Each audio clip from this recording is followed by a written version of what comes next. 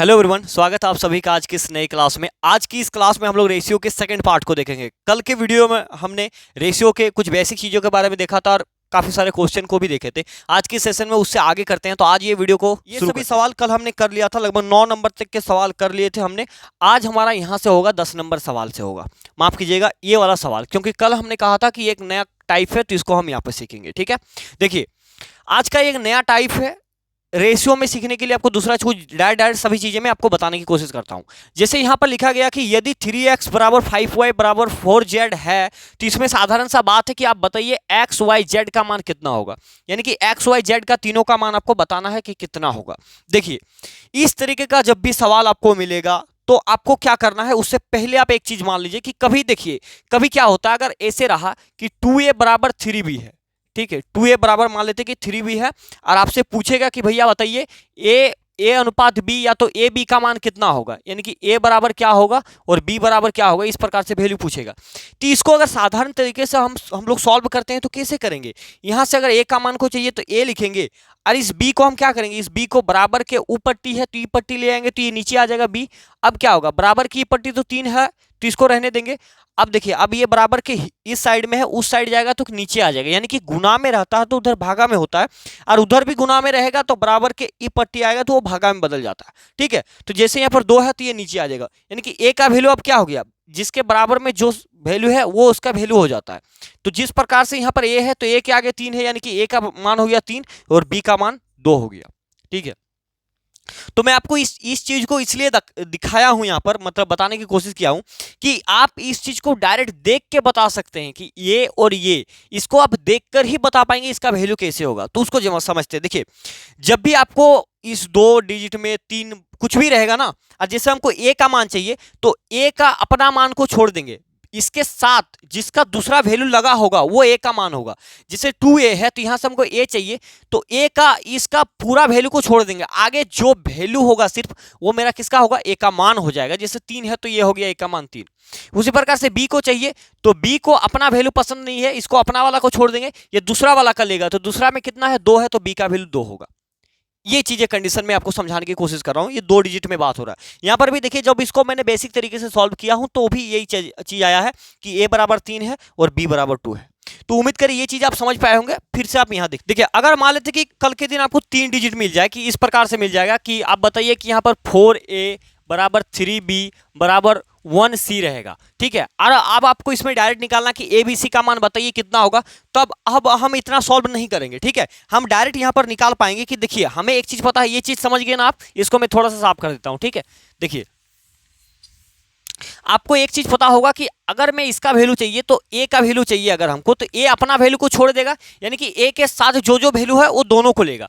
तो यहाँ पर 3 और 1 है, ये दोनों को आपस में गुना कर देंगे तो 3 1 के हो जाएगा 3 यहाँ पर। ठीक है, उसके बाद जैसे b का लेंगे तो b का लेंगे तो b का मान किससे होगा, b अपना वैल्यू को छोड़ देंगे, यानी इसको ढक देंगे, बाकी जो भी वैल्यू है ना ये 4 और 1 दोनों आपस में गुना हो जाएगा तो 4 1 के 4 हो जाएगा, वो मेरा b का वैल्यू यहाँ पर होगा। अगर c की बात करूं तो c का वैल्यू क्या होगा, यहाँ पर c अपना वैल्यू को नहीं लेगा, तो c अपना वैल्यू नहीं लेगा, इसका बगल में 2 वैल्यू है, दोनों को क्या करेंगे आपस में गुना कर देंगे, 4 तिया हो जाएगा यहाँ पर 12।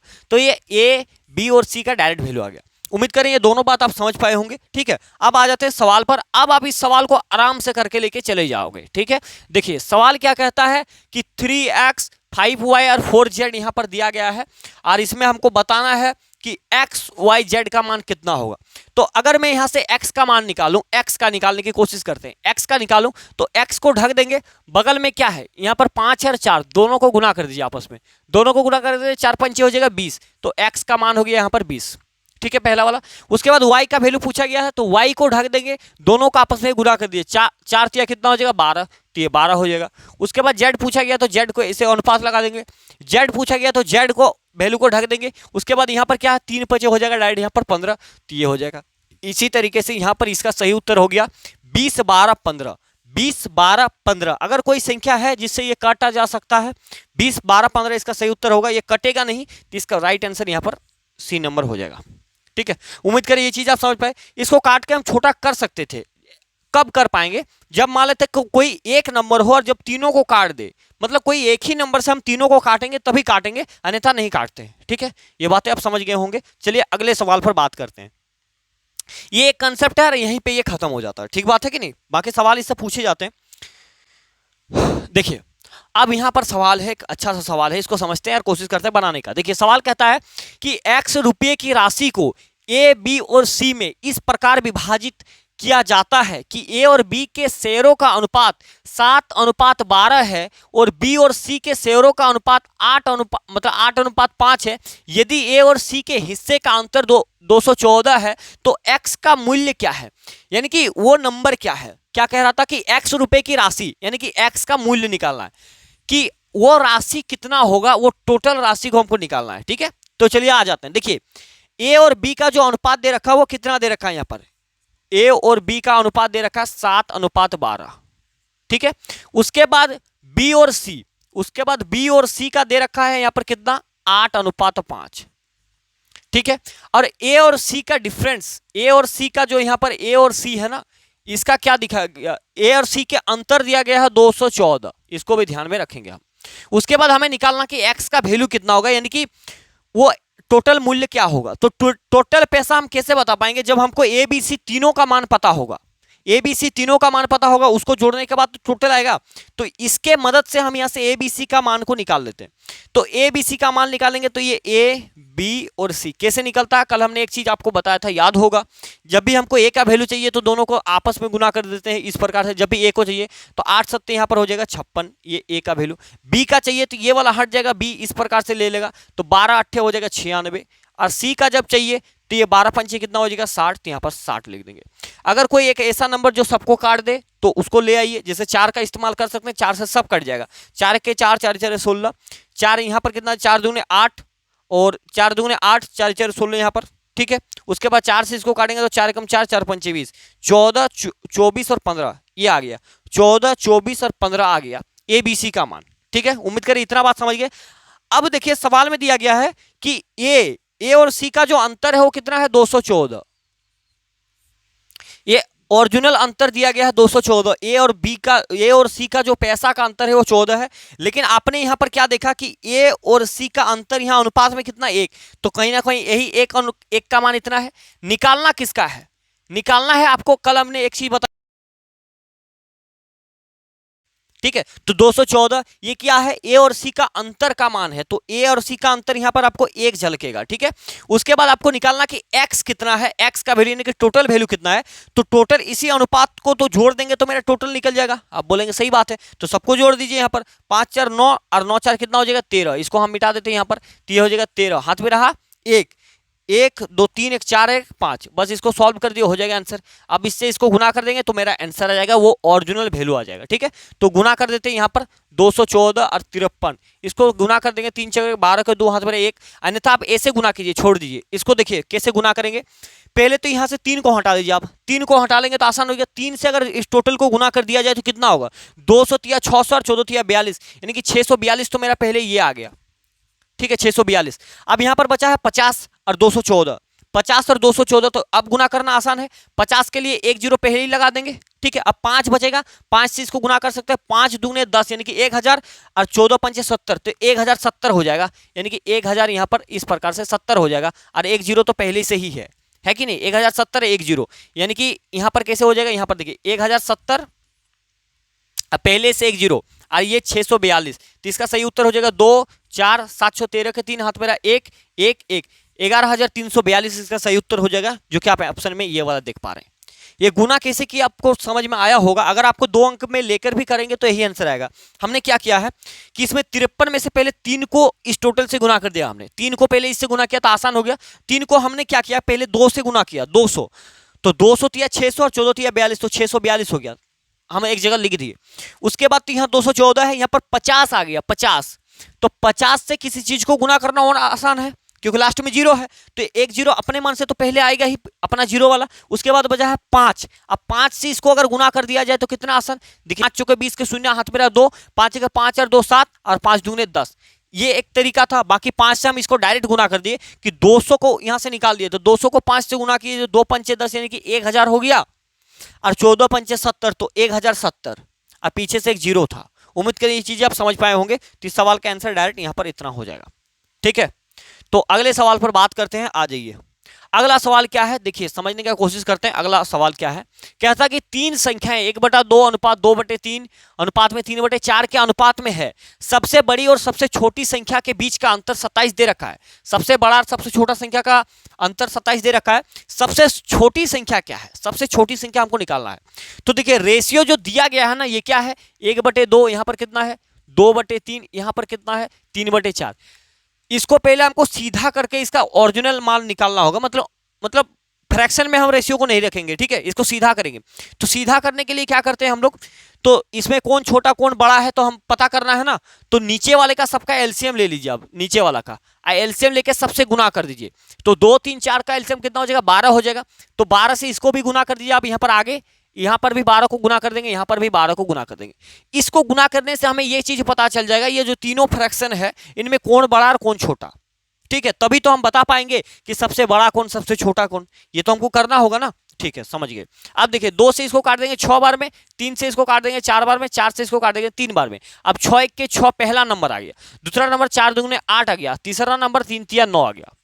मतलब पहला संख्या 6 है, दूसरा संख्या 8 है, तीसरा संख्या 9 है। अब सवाल कहता है कि सबसे बड़ी और सबसे छोटी संख्या का अंतर 27 है। तो सबसे बड़ी और सबसे छोटी संख्या का अंतर 27 लिखा, लेकिन आप यहां पर देख पा रहे होंगे कि सबसे बड़ा 9 है और सबसे छोटा 6 है। तो दोनों का अंतर लेना है, दोनों का अंतर कितना है 3। तो ये 3 इसका नीचे लिखेंगे, क्योंकि आपको पहले ही बताया कि जो ओरिजिनल वैल्यू उसको ऊपर में, इसी का कहीं ना कहीं अनुपात में 3 है कि नहीं। यहां पर देखिए सबसे बड़ा छोटा इतना अंतर। अब पूछ क्या रहा है कि सबसे छोटी संख्या है, तो इनमें से सबसे छोटी संख्या क्या है 6 है। तो जिसका भी मान पता करना होता है उसके गुना में यहां पर लिखते हैं। तो 3 दूने 6 हो गया, 27 दूने कितना हो गया 54 हो गया। तो इसका सही उत्तर कितना हो गया 54।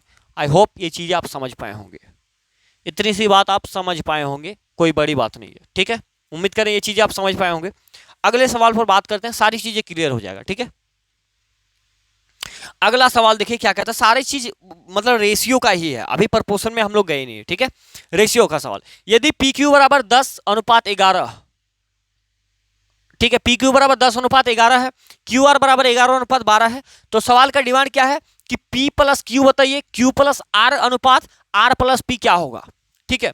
यानी कि दो वैल्यू आपको दिया गया है, पी और क्यू का जो मान है वो है 10, वो मान है आपका 10:11, ठीक है। उसके बाद Q और R का वैल्यू यहां पर दिया गया है कितना 11:12।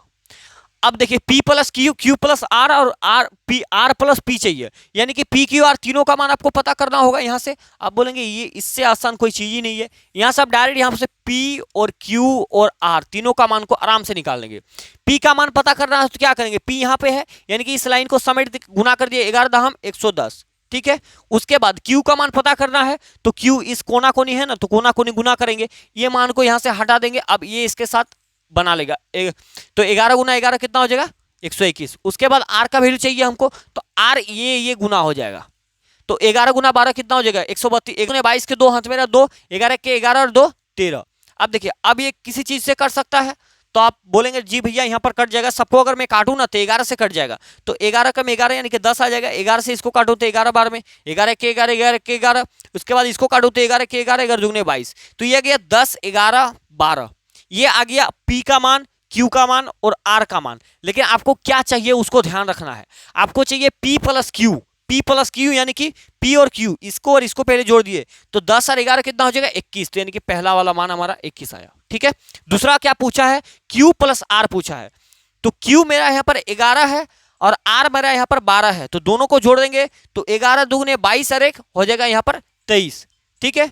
तीसरा हमसे क्या पूछा है, तीसरा बताना कि R प्लस P क्या होगा, R प्लस P, तो R मेरा यहाँ पर ये है और P मेरा ये है, तो R का वैल्यू 12 हो गया और 10, 12 10 कितना हो जाएगा 22। तो ये आपका सही उत्तर हो जाएगा यहाँ पर इस सवाल का कि 21 23 22, कहां पर आंसर है 21 23 22, यहाँ पर ए नंबर आपका राइट होगा, ठीक है। ये CHSL मतलब 2022 का प्री का सवाल है, ठीक है।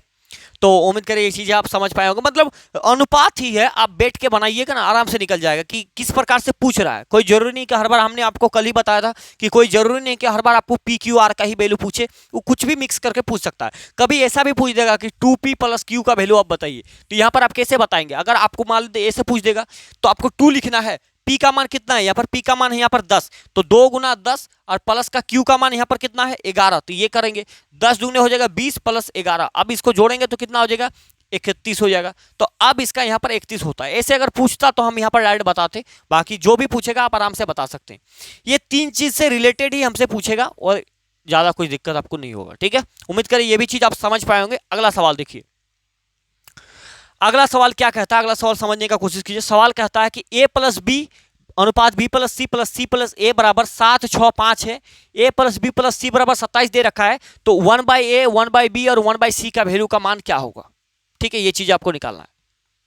देखिए ये जो दिया गया है ना a प्लस बी, अभी इसको एक झलक हम यहाँ पर लिखेंगे ताकि आपको चीजें आसान हो। a प्लस बी का मान कितना है? आगे देखिए 7। ठीक है, b प्लस सी, तो b प्लस सी बराबर कितना दिया? 6। उसके बाद c प्लस ए, ये कितना दिया गया है आपका? 5। ठीक है, ये 3 चीजें आपको पता है। एक सवाल में ये दिया गया है कि भैया तीनों को जब जोड़ते हैं तो हमें 27 प्राप्त होता है। इसका आपको इस्तेमाल करने का जरूरत नहीं है, इसका कोई जरूरत नहीं है, हम यहीं से चीजें को निकाल देंगे। ठीक है, कैसे? देखिए एक टाइम एंड वर्क में आप चीजें पढ़ रहे थे कि कोई काम को a प्लस बी करता है 5 दिन में, b प्लस सी करता है बी प्लस सी करता है 8 दिन में और c प्लस ए करता है 10 दिन में। तो ऐसे करके एक चीज नहीं करते थे कि इसमें कौन करेगा, तो तीनों मिलके कितना में करेगा। तो सब में देखिए a 2 बार आता था, यहाँ पर b भी 2 बार आता था, c भी 2 बार आता था। तो इसको 2 कॉमन ले लेते थे और a प्लस बी प्लस सी कर देते थे और सबको आपस में जोड़ देते थे। तो यहाँ से वो चीजें a प्लस बी प्लस सी निकलता। ठीक है, तो सेम चीज उसी प्रकार से यहाँ पर भी चीजों को आप कर सकते हैं कि भैया देखिए यहाँ पर हम क्या करेंगे ना, यहाँ पर हम एक चीज कर सकते हैं। क्या? देखिए a प्लस बी यहाँ पर है। ठीक है, a प्लस बी, यहाँ पर a देखिए एक बार है, यहाँ पर 2 बार a है कि नहीं, b भी 2 बार है, c भी 2 बार है। तो एक काम कीजिए, 2 को कॉमन लेके a प्लस बी प्लस सी कर देते हैं और इस सबको जोड़ दीजिए आपस में, क्योंकि इधर सबको मैंने जोड़ा है तो इधर भी जोड़ देंगे। तो 6 5 11, 6 5 11 और 7 कितना हो जाएगा? 18। तो यहाँ पर देखिए a प्लस बी प्लस सी बराबर क्या होगा? ये 2 मेरा नीचे आ जाएगा, 2 जैसे ही नीचे आएगा तो 18/2 हो जाएगा। 2 से काटेंगे तो 9 बार में, अर्थात यहाँ पर 9 हो जाएगा। इतनी सी बात आपको समझ में आया होगा, उम्मीद कर रहे हैं। ठीक है, अब देखिए a प्लस बी प्लस सी बराबर 9 आया ना, अब कोई दिक्कत नहीं, उसको आप भूल जाइए, वहां से कोई मतलब ही नहीं आपको। अब यहां से ए बी सी का तीनों का मान आप आराम से निकाल लेंगे। अब बोलेंगे आराम से कैसे निकलेगा? देखिए यहां पर ऊपर में क्या है? a प्लस बी है। ठीक है, a प्लस बी का वैल्यू कितना है? 7 है। तो इस a प्लस बी का जगह पर 7 लिखेंगे प्लस सी बराबर 9। अब इस सी के जगह पर क्या वैल्यू रखें यहाँ पर कि 9 बनेगा? तो आप बोलेंगे भैया इसमें 2 रख दीजिए, तो 7 और 2 9 हो जाएगा, है कि नहीं? तो यानी कि पहला वाला में यहाँ पर c का मान निकल गया आपका c, तो c बराबर 2 हुआ। ये कैसे हुआ मैं और एक बार आपको एक्सप्लेन करता हूँ। जैसे यहाँ पर a प्लस बी बराबर 7 है, तो इसके पूरे के जगह पर 7 प्लस सी बराबर 9 आया। तो यहाँ से हमको c का मान निकाल सकते हैं। c बराबर क्या होगा? 9। ये बराबर के ई पट्टी है तो बराबर को ऊ पट्टी जाएगा तो माइनस हो जाएगा। तो c बराबर 9 में से 7 जाएगा तो 2 बचेगा कि नहीं बचेगा? तो मैंने डायरेक्ट वहां पर आपको ये चीजें समझाने की कोशिश किया है कि भैया देखो a प्लस बी बराबर 7 है प्लस c है, तो c का मान तो निकलेगा। तो c के जगह पर ऐसा क्या वैल्यू रखे कि वो 9 बन जाए? तो आप बोलेंगे c में 2 रख दीजिए, 7 और 2 9 हो जाएगा, तो c का वैल्यू 2 हो गया। ये डायरेक्ट फंडा काम आता है। ठीक है, अब अगला देखिए, अब b प्लस सी बराबर कितना है? b प्लस सी 6 है, यानी कि b प्लस सी के जगह पर 6 रखेंगे। तो अब a के जगह पर आप कितना रखेंगे कि आगे 9 बनेगा? तो आप बोलेंगे भैया कि a के जगह पर आप 3 रख दीजिए तो 9 बन जाएगा, अर्थात यहाँ पर a का मान कितना हो गया? 3 हो गया। ये बात भी कैसे समझ गए ना आप कि जैसे a प्लस बी का मान आपको मतलब b प्लस सी 6 है, तो a प्लस 6 बराबर 9 होगा। तो a बराबर क्या होगा? 9, और ये प्लस में बराबर के ऊपर टी जाएगा तो माइनस में बदल जाएगा। तो a बराबर 9 माइनस 3 जाएगा, मतलब 9 माइनस 6 जाएगा तो 3 बचेगा। ठीक है, अब देखिए और एक स्टेप आगे जाते हैं, आपको चीजें समझाने की कोशिश करते हैं। जैसे यहाँ पर c प्लस ए बराबर 5 है, तो c और a इसका वैल्यू तो 5 निकल गया। अब आप ये बताइए कि ए बी के जगह पर क्या वैल्यू रखूं कि आपको 9 मिलेगा? तो आप बोलेंगे भैया इसके जगह पर आप 4 रख दीजिए, तो 4 और 5 कितना हो जाएगा? 9 हो जाएगा, अर्थात बी का वैल्यू यहाँ पर कितना हो गया? 4 हो गया। अब सवाल में आपसे क्या पूछा है, इसको मैं मिटा दूं, अब कोई दिक्कत नहीं, सवाल में हम यहां से भी बना सकते हैं। सवाल में a बाय इसका मान पूछा है, यानी कि a 1/a, यानी कि 1/a का मतलब यहाँ पर क्या हो जाएगा? 1/a का मतलब हो जाएगा यहाँ पर 1/3। ठीक है, उसके बाद 1/b का मतलब हो जाएगा 1/4 और 1/c का मतलब हो जाएगा 1/2। ये अब ये तो आंसर होना चाहिए क्योंकि सवाल में ही डिमांड किया गया है। ये सब बीच में क्या है? अनुपात में है। लेकिन आपको एक चीज हमने बताया कि रेशियो को कभी भी फ्रैक्शन में नहीं रखेंगे, इसको क्या करेंगे? फ्रैक्शन हटाएंगे। तो फ्रैक्शन हटाने के लिए हम क्या करेंगे कि एलसीएम में से सबको गुना कर दीजिए। 3 4 और 2 का एलसीएम कितना हो जाएगा? 3 4 और 2 का एलसीएम यहाँ पर हो जाएगा 12, 4 तिया 12, क्योंकि 12 एक ऐसा नंबर होगा जो सबसे कट जाएगा। तो सबको 12 से गुना कर दीजिए आप, यहाँ पर भी और यहाँ पर भी, तो काट देंगे आप। देखिए 3 चौका 12 कटेगा, यहाँ पर 4 तिया 12 कटेगा, 2 छक 12 कटेगा तो 4 3 6 हो जाएगा, यहाँ पर 4 3 और 6, तो ये हो जाएगा इसका ए का अनुपात इतना, बी और सी 4 3 6, 4 3 6, ये वाला आपका सही उत्तर होगा। उम्मीद कर रहे हैं थोड़ा सा टाइम ले रहे हैं, लेकिन जब आपको इस यही सवाल को पेपर में बैठ के मतलब खुद प्रैक्टिस कीजिएगा तो समय कम लगेंगे। ठीक है, उम्मीद कर रहे हैं ये भी चीज़ आप समझ पाए होंगे। अगले सवाल पर बढ़ते हैं, और बाकी कोई दिक्कत हो तो आपका सामने कमेंट बॉक्स है, आप पूछ सकते हैं। ठीक है, हमको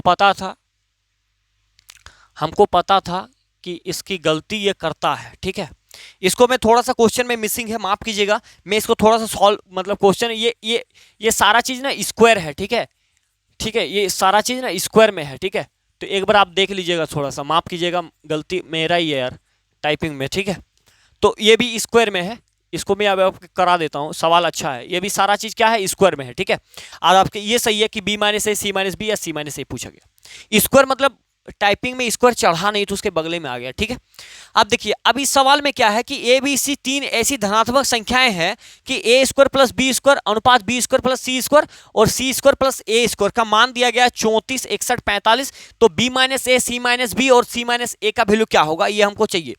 तो सेम उसी तरीके से करेंगे जैसे पिछला वाला एक सवाल हमने किया है अभी, तो इसी तरीके से देखिए, A square plus B square क्या है, ए स्क्वायर प्लस बी स्क्वायर पहला वाला, और इसका मान कितना दे रखा है, इसका मान 34 दे रखा है, यहां पर देखिए 34। ठीक है, उसके बाद B square plus C square, यानी कि B square plus C square, इसका मान कितना दे रखा है, इसका मान 61 है। उसी प्रकार से सी square plus A square, C square plus A square, इसका मान कितना है 45। अब इसके मदद से ना ए बी सी तीनों का मान आप आराम से निकाल सकते हैं, उसके बाद मान को निकाल के आपस में घटा देंगे तो आंसर आ जाएगा। तो अगर आप इस सबको जोड़िएगा यहाँ पर, तो आपको देखिए सबको जोड़ेंगे तो 2 मेरा कॉमन आएगा, क्योंकि ए स्क्वायर है, तो 2 को कॉमन ले लीजिए, तो अंदर क्या बचेगा, अंदर बचेगा A square plus B square plus C square, अंदर बचेगा कि नहीं बचेगा। ये चीजें कैसे हो रहा है आपको पता है नहीं, चलिए हम बताते हैं एक बार। देखिए, सबको आपस में अगर जोड़ेंगे तो A square plus B square plus का सी स्क्वायर प्लस का C square plus A square. अब देखिए, ए स्क्वायर और ए स्क्वायर बराबर 2a स्क्वायर हुआ, उसी प्रकार बीच में प्लस बी स्क्वायर और बी स्क्वायर बराबर 2b स्क्वायर हुआ, प्लस सी स्क्वायर और सी स्क्वायर बराबर 2c स्क्वायर हुआ। अब सब में क्या कॉमन है, 2, तो 2 को निकाल लेंगे तो अंदर क्या बचेगा, A square plus B square plus का सी स्क्वायर। ठीक है, तो इसको डायरेक्ट हम यहाँ पर लिख रहे हैं कि भैया 2a है तो 2a में 2 को कॉमन ले लिए, अंदर A square plus B square plus C square बचेगा। ठीक है, इतनी सी बात आप समझ गए कि नहीं समझ गए, वो आपको बताना है। उम्मीद है कि आप इस चीज को समझ पाए होंगे। ठीक है, अब देखिए आगे सवाल आपका क्या कहता है। अब यहां से अब देखिए, अब ये चीजें समझ गए, अब इसको हम साफ करते हैं। अरे बाबा,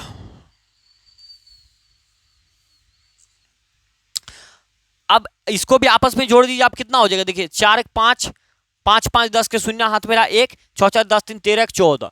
तो अगर मैं यहाँ पर A square plus B square plus C square का मान चाहिए, तो ये ऊपर यहाँ गुना में है, बराबर के ऊपर टी जाएगा तो भागा में, यानी कि 140 का नीचे 2 हो जाएगा, 30 से काटेंगे तो कितना बार में जाएगा, 70 बार में, 2 7 14 1 0, तो यहाँ पर डायरेक्ट यहाँ पर हम 70 लिख दिए। अब देखिए, A square plus B square plus C square का वैल्यू आपको पता है 70, तो यहाँ से आप किसी का भी मान को आराम से चुटकियों में निकाल के लेके चले जाओगे। कैसे, यहाँ पर देखिए, A square plus B square का मान 34 है, तो A square plus B square की जगह पर हमने 34 रखा, तो यहाँ सी स्क्वायर खाली घर है, यहाँ पर 70 है, तो सी स्क्वायर की जगह पर क्या रखूँ कि 34 70 बन जाएगा। तो आप बोलेंगे भैया देखिए 34 है ना, 34 में और 6 जोड़ दिए 40 हो जाएगा, 40 और 30 70, यानी कि 36 यहाँ पर रखना होगा। तो सी स्क्वायर का मान अगर 36 रखते हैं तो 36 34 70 हो जाएगा। ठीक है, यानी कि सी स्क्वायर का मान कितना हो जाएगा 36। इतनी सी बात आपको समझ में आया कि नहीं आया। अगर मैं यहाँ पर देखिए, आपको एक चीज़ तो पता है कि ए स्क्वायर प्लस बी स्क्वायर का मान 34 है, सी स्क्वायर का वैल्यू पता करना, तो सी स्क्वायर का वैल्यू पता करेंगे, तो इधर 70 अब बराबर की पट्टी है तो उधर चल जाएगा, तो माइनस का 34 हो जाएगा, होगा कि नहीं होगा। अब इससे घटा देंगे, 10 में से 4 जाएगा तो 6 बचेगा। अब यहाँ पर देखिए 6 में से 3 जाएगा तो 3 बचेगा, वही सिस्टम है, वही सिस्टम हमने यहाँ पर किया है। ठीक है, आगे देखिए, अब आगे यहाँ पर क्या है, B square plus C square, तो B square plus C square इसके जगह पर 61 है, तो इसके जगह पर क्या रखूं कि 70 बनेगा। तो आप बोलेंगे भैया क्या है मजाक कर रहे हो यार, यहाँ पर 9 रख दीजिए आप, 9 और 61 को जोड़ेंगे तो 70 हो जाएगा। अर्थात यहाँ पर हमको क्या मिला, ए स्क्वायर का वैल्यू यहाँ पर कितना हो जाएगा, ए स्क्वायर का वैल्यू 9 हो जाएगा। ठीक है, इतनी सी बात आप समझ गए। उसी तरीके से जब आप यहाँ पर फिर से देखोगे तो आपको मिलेगा कि भैया देखिए, A square plus C square का वैल्यू कितना है, सी स्क्वायर ए स्क्वायर बात तो एक ही है ना, इसका वैल्यू कितना है 45 है, तो आखिर इसके जगह पर क्या रखा जाए कि अब 70 बनेगा। तो आप बोलेंगे भैया देखिए, इसमें से 5 देंगे तो मतलब 50 हो जाएगा, 50 और 20 50 और 20 मतलब 5 और 20 कितना हो जाएगा 25, यानी कि अगर मैं यहाँ पर 25 रख देता हूँ ना तो ये पूरा का 70 हो जाएगा। तो यानी कि यहाँ पर बी स्क्वायर का मान कितना हो जाएगा 25 हो जाएगा। ये बात आप समझ गए। अन्यथा आप इस वैल्यू को पुट करके ऊपर टी भी रख सकते हैं, जैसे ए स्क्वायर प्लस सी स्क्वायर का वैल्यू 45 था बराबर 70, मतलब बराबर 70 क्यों का, यहाँ पर 45 था प्लस सी स्क्वायर, एक सेकंड, प्लस यहाँ पर बचेगा आपका बी स्क्वायर बराबर 70, क्योंकि ए और सी का वैल्यू आपको पता है, यहाँ पर ए और सी का वैल्यू 45। ठीक है, तो जैसे ही हम यहाँ पर बी स्क्वायर का वैल्यू निकालेंगे तो 70 माइनस 45 होगा कि नहीं होगा। अब अगर मैं इस 10 में से 5 को घटाऊं तो 5 और 6 में से 4 घटेगा तो 2 बचेगा, तो 25 आ रहा। उसी चीज को आपको डायरेक्ट यहाँ पर खेलने हम सिखा रहे हैं। ठीक है, उसके बाद अब इसको हम मिटा देते हैं, अब इसका कोई काम नहीं है, चलिए इसको मिटा देते हैं।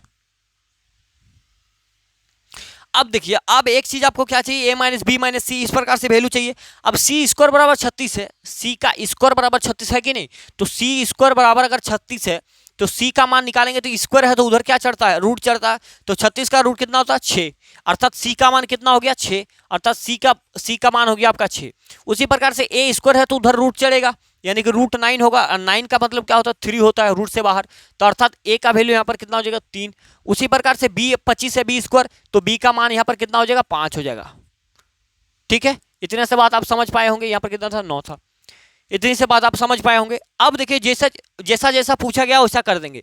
b माइनस ए, तो b यहाँ पर है और यहाँ पर a है, तो b माइनस ए 5 में से 3 घटेगा तो कितना बचेगा 2, तो पहला वाला 2 आ गया। उसी प्रकार से अगला देखिए c माइनस बी, तो c यहाँ पर 6 है और माइनस का b करना है, तो 6 में से 5 घटेगा तो कितना बचेगा 1 बचेगा। ठीक है, अगला देखिए c माइनस बी है तो c माइनस बी, अब c माइनस ए है, c माइनस ए, c में से a को घटाना है, 6 में से 3 घटेगा तो 3 बचेगा, 2 1 3 ये अनुपात में आंसर है, 2 1 3 ये वाला आंसर हो जाएगा।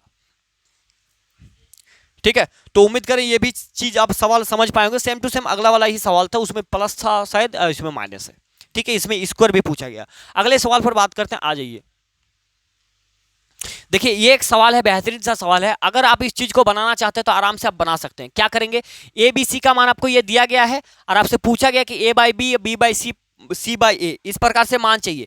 तो मैं आपको इस सवाल में हिंट दे देता हूं, बाकी आप शायद बना लोगे। सबसे पहले आप क्या कीजिए कि इस नीचे वाला का एलसीएम लेके ए बी सी का मान को निकाल लीजिए, ए बी सी का मान को निकालेंगे। अब सबको मान को यहां पर बैठा दीजिएगा, जो भी मान आएगा, और उसको भी नीचे का एलसीएम लेके आप काट दीजिएगा, तो ये आंसर आ जाएगा। मेरी बातों को समझ में आया, क्योंकि ये फ्रैक्शन में आएगा सेम इसी तरीके से। अगर मैं यहां पर करूं, मैं कर देता हूं। ठीक है, देखिए 1/4 है यहाँ पर 1/3 है और 1/2 है, तो इसको एक नंबर में लाने के लिए क्या करेंगे, नीचे वाला जो एलसीएम है एलसीएम ले लीजिए, तो 4 3 एलसीएम कितना हो जाएगा 12 हो जाएगा। यहाँ पर अनुपात ये भी 12 से गुना कर देंगे, इसको भी 12 से आप गुना कर देंगे। तो जब सबको आप 12 से गुना कर देते हो तो 4 3 12 यहाँ पर हो जाएगा, 3 से यह 4 बार में चला जाएगा, 2 से 6 बार में, अर्थात 3 4 और 6 ये वैल्यू है ए बी और सी का। अब सवाल क्या है, A by B, A by B का मतलब हो गया पहला वाला 3/4। ठीक है, दूसरा क्या है B by C, B by C यानी कि 4/6 हो जाएगा, 4/6 ये बीच में अनुपात है। उसके बाद सी बाई ए यानी कि सी बाई ए 6/3, 6/3। अब ये तो फ्रैक्शन में है, यही आंसर होना चाहिए, लेकिन रेशियो का नियम है कि हम चीजों को फ्रैक्शन में नहीं रख सकते। ठीक है, तो इसको वैल्यू बनाने की कोशिश करेंगे तो कैसे करेंगे, इस नीचे 4 6 3 जो है ना, इसका एलसीएम ले लीजिए, तो 4 6 3 का एलसीएम कितना हो जाएगा, अब बताइए कितना होगा। इसका एलसीएम 24 हो जाएगा, या तो आप 12 भी ले सकते हैं, 4 6, क्योंकि 12 एक ऐसा नंबर जो सबसे कट जाएगा, तो 12 एलसीएम अगर इसको ले लेंगे तो बस 12 से सबको गुना करिए, इसको भी 12 से, इसको भी 12 से गुना, इसको भी 12 से गुना, 3 से ये चल जाएगा 4 बार में, 6 से ये चल जाएगा 2 बार में, 4 से चल जाएगा 3 बार में, 3 3 9 हो जाएगा, 4 दूगुने 8 हो जाएगा और 6 चौके 24 हो जाएगा। तो 9 8 24 इसका सही उत्तर होगा, 9 8 24 ये वाला। ठीक है, तो उम्मीद करें ये भी सवाल आप समझ पाए होंगे। कुछ बेसिक सा सवाल था, बहुत ज्यादा कुछ था नहीं, लेकिन पेपर में पूछा गया सवाल है, 2019 के अंदर, थोड़ा सा पुराना है। ठीक है, आ जाइए अगला सवाल बात। अब अगला सवाल देखिए, ये सवाल थोड़ा सा मतलब दिमाग आपको लगेगा, इसमें कुछ ज्यादा नहीं है। देखिए कहता है कि 3 श्रेणियों ए बी सी के कुछ कर्मचारियों का उसका वेतन का अनुपात 1 2 3 है, यानी कि 3 को कर्मचारी है ए बी और सी, जिसका वेतन का अनुपात क्या है, जिसका वेतन का अनुपात इसको 1 इसको 2 और इसका 3 है। ठीक है, अनुपात में मिलता है, 1:2:3 में मिलता है इसको। यदि उन्हें क्रमशः 5%, 10% और 15% की वृद्धि मिलती है तो उसके वेतन का नया अनुपात क्या होगा। उसका वेतन जो भी मिलता है, अगर उसमें 5% ए को और 10% बी को, मतलब हाँ 10% बी को, सी परसेंट 15% सी का वेतन में वृद्धि करता है तो नया वेतन का अनुपात क्या होगा। तो देखिए एक में 5% बढ़ाना थोड़ा सा मुश्किल है, तो इसको क्या कीजिए 100 में मतलब सबको 0 0 लगा दीजिए। आप यहाँ पे 0 लगा दीजिए, यहाँ पर भी 0 लगा दीजिए और यहाँ पर भी आप 0 लगा दीजिए। ऐसा करने से क्या होगा, सबको अनुपात में कोई फर्क नहीं पड़ेगा। अनुपात में आप कर सकते हैं, किसी भी संख्या को आप बढ़ा सकते हैं, घटा सकते हैं, ठीक है। ऐसा करने से क्या होगा कि जब हम 100 का 5% बढ़ा देंगे तो 100 का 5% मतलब क्या 5, तो 105 हो जाएगा इसका न्यू। तो ये मेरा ओल्ड है, ठीक है। अब न्यू क्या बन रहा है उसको देखिए, 105 हो गया। जब 200 में 10% बढ़ाएंगे तो 200 में 10% का मतलब क्या है, 200 में 10%। एक चीज तो आप ऐसे निकाल सकते हो, 200 का 10% अपॉन 100, 10 10 10 10, 200 का 10% यानी कि 20 रुपए। तो 20 और पहले मिलता था 200, तो 200 में 20 रुपए बढ़ गया यानी कि 220 हो गया, ठीक है। अब इस पैसा में 15% बढ़ रहा है, 15%। तो 300 का 15% कितना होगा, 100 का 15% 15, तो 300 का 15% 15 या 45, यानी कि 45 रुपया और ज्यादा देना होगा। तो पहले 300 मिलता था, अब मिलेगा इसको 345 रुपए, क्योंकि इनमें हमने 15% इंक्रीज किया। कैसे, अगर पहले 300 रुपए था उसमें 15% का इंक्रीज करेंगे तो बटा 100, प्रतिशत हटता नीचे 100 बैठता है, 2 0 से 2 0 कर 3 5 15, तो 45 रुपए का इंक्रीज हो रहा कि नहीं हो रहा। तो पहले 300 रुपए था, अब 15 रुपया और बढ़ा दिया तो ये 345 हो गया। हुआ कि नहीं हुआ, ये बात आप समझ गए कि नहीं समझ गए। क्योंकि 100 रुपए में क्या होता है कि जितना परसेंट बोलता है वो डायरेक्ट हो जाता है उसका, ठीक है। तो इसीलिए हमने 0 किया कि 100 रुपए में 15% बढ़ाना है, यानी कि 100 रुपए में 15 रुपए बढ़ाएंगे तो 300 में कितना बढ़ाएंगे, 100 में 15 बढ़ा रहे हैं तो 300 में 100 का 3 गुना, तो इधर 15 का भी 3 गुना, तो 45 रुपए बढ़ाएंगे तो 300 में 45 रुपए बढ़ा देंगे तो 345 रुपए हो जाएगा। तो ये हो जाएगा नया वेतन का उसका अनुपात, यानी कि इसको 105 रुपए मिल रहा है, इसको 220 और 345 इसको मिलेगा। अगर आप किसी संख्या से काट सकते हैं तो काट दीजिए, नहीं काटिएगा तो कोई दिक्कत नहीं है, लेकिन काट के ही आंसर देना होगा क्योंकि यहाँ पर आंसर छोटा में है, ठीक है। तो 5 से काटने की कोशिश करते हैं, 5 दूनी 10, 1, 5 से इसको काटेंगे 5 चौका 20, 2 बचेगा, फिर 5 चौका 20, 2 बचेगा तो 5 चौका 20 फिर हो जाएगा। इसको 5 से काटेंगे तो 5 चौक 30, 4 बचेगा, 5 नाम 45। तो ये हो जाएगा इसका सही उत्तर 21 44 69, 21 44 69, यानी कि ए नंबर आपका राइट आंसर हो जाएगा। उम्मीद करें ये भी चीज आप समझ पाए होंगे, ठीक है। तो अगले सवाल पर बात करते हैं, आ जाइए। ऐसा कोई जरूरी नहीं है, जैसा मान लेते हैं कि कल के दिन आपको ऐसे पूछे कि देख लीजिए, थोड़ा सा समझने की कोशिश कीजिए वरना आपको लगेगा कि क्या क्या पढ़ा दिया, ठीक है। अगर मान लेते हैं कि इस प्रकार से रहा एक रियल वैल्यू, अगर आपको बोलेगा कि ए में क्या किया है कि 7% का इंक्रीज किया, बी में 10% का इंक्रीज किया, या तो बी में मान लेते कि इसमें 10% इसका वेतन को घटा दिया और इसमें 20% का बढ़ा दिया, तब क्या होगा, तब क्या होगा, 20% का बढ़ा दिया तब क्या होगा, ऐसा भी तो हो सकता है। आपके दिमाग में सवाल आता होगा। तो देखिए अगर वृद्धि बोलेगा तो उसमें जितना बढ़ेगा उसको जोड़ देंगे, अगर कमी माइनस बोलेगा तो घटा देंगे। अगर 100 में 7% जोड़ना है तो मतलब 107 रुपए इसको देना होगा, क्योंकि 100 का 7% 7 होता है और 7 उसमें वृद्धि करना तो 107। अब 200 में 10% घटाना है तो 100 का 10% कितना होता है, 10 रुपया। 100 का 10% 10 रुपया, तो 100 में 10 रुपया घट देंगे तो कितना होगा, 90 रुपया। तो 100 में 10 रुपया घट रहा है तो 200 में कितना घटेगा, 20 रुपया घट जाएगा। तो यानी कि 200 में 20 रुपया घटा देंगे तो 180 रुपया इसको मिलेगा। उसी प्रकार से इसमें जोड़ेंगे तो 100 का 20% 20 हो जाएगा, तो 100 का 20% 20 रुपया, तो 300 का 20% कितना हो जाएगा, 20 या 60 रुपया। तो इसमें जोड़ना है तो 360 हो जाएगा यहाँ पर, ठीक है। अगर माइनस बोलेगा तो माइनस करेंगे, और सबको अगर काट सकते हैं तो काट दीजिएंगे, और नहीं करता है तो छोड़ देंगे, ठीक है। उम्मीद कर आप चीजें आप समझ पाए होंगे ये छोटी सी बात को, ठीक है। अगले सवाल पर बात करते हैं, आ जाइए। अब देखिए ये सवाल भी कल मैंने इसका एक सवाल आपको कराया था, अगर आपको याद होगा तो इस सवाल का आंसर आप कमेंट बॉक्स में जरूर बताइए। उम्मीद है कि इस सवाल का आंसर आप करके लेके चले जाओगे। बहुत आसान सा ट्रिक, आपको ये ट्रिक लगाना है, पहला ऐसे लगाना है, फिर दूसरा ऐसे लगाना है, फिर तीसरा ऐसे लगाना है, और चौथा ऐसे लगाना। थोड़ा सा हिंट मैंने दे दिया, शायद आपने अगर इसका पिछला वीडियो देखा है तो इसको सिर्फ आप 5 से 6 सेकंड में लेके चले जाओगे बना के, ठीक है। बहुत ज्यादा कुछ है नहीं, उम्मीद है कि आप इसको बना के लेके चले जाओगे। उम्मीद कर रहे हैं ये चीजें आप समझ पाएंगे। इसका आंसर आप कमेंट बॉक्स में जरूर बताइएगा, ठीक है। उम्मीद कर रहे हैं ये भी चीज मतलब पहले वीडियो में आपको बता रखा है, आप कर लेंगे।